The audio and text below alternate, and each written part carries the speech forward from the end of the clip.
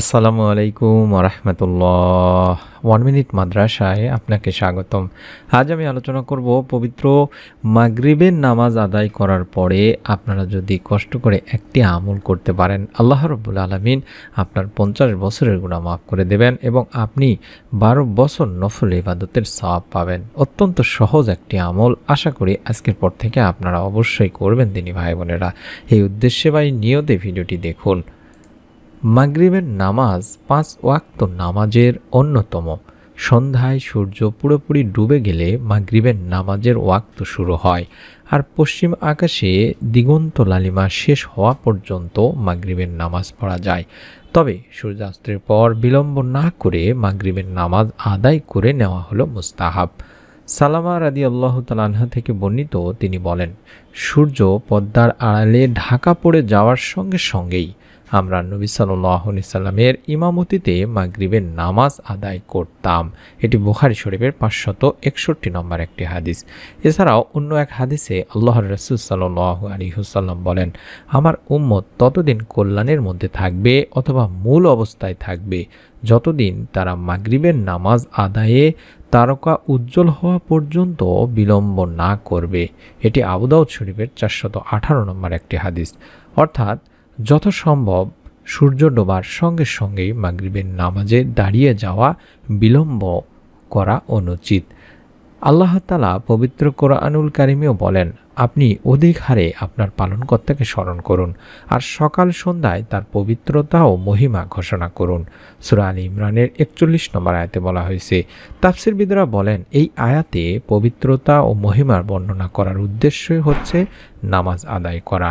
এই আয়াতে ফজর ও মাগরিবের নামাজের প্রতি সবিশেষ গুরুত্বারোপ করা হয়েছে, কারণ এই দুই সময়ে প্রকৃতিতে বড় দুটি পরিবর্তন হয়, দিন ও রাতের পালাবতন ঘটে।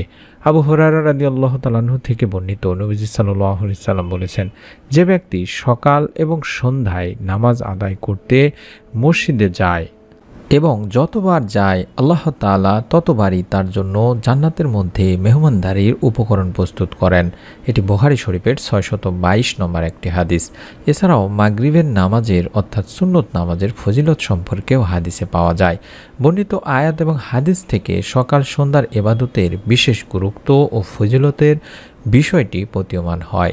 এমনকি উল্লেখিত হাদিস থেকেও বোঝা যায় মাগরিবের নামাজ অতি বরকতময়।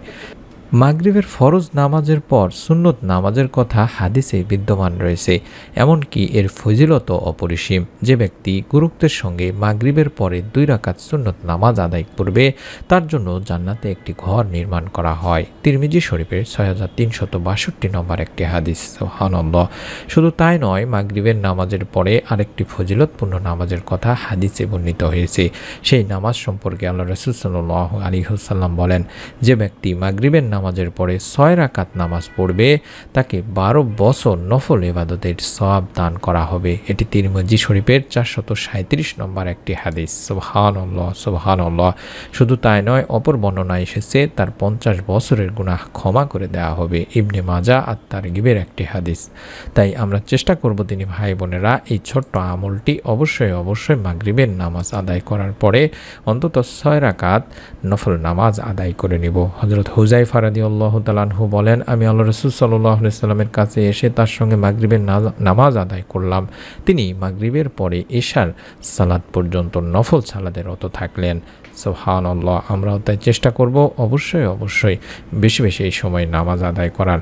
বাইহাকির একটি হাদিসে হযরত হাসান বসরি রাহমাতুল্লাহি আলাইহি বলতেন, ইশার মধ্যবর্তী সময়ের নামাজও রাতের নামাজ বা তাহাজ্জুদের নামাজ বলে গণ্য হবে। এটি বাইহাকি শরীফের একটি হাদিস। তাই আমরা আমার দিনী ভাই বোনদেরকে অনুরোধ করব, আপনারা অবশ্যই মাগরিবের নামাজ আদায় করার পরে অবশ্যই 6 রাকাত নামাজ আদায় করবেন। আল্লাহ রাব্বুল আলামিন আমাদের সকলকে এই নামাজটি আদায় করার তৌফিক দান করুন।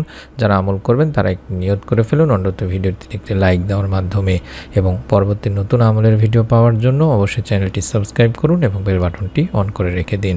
সকলেই ভালো থাকুন, সুস্থ থাকুন। আসসালামু আলাইকুম ওয়া রাহমাতুল্লাহ।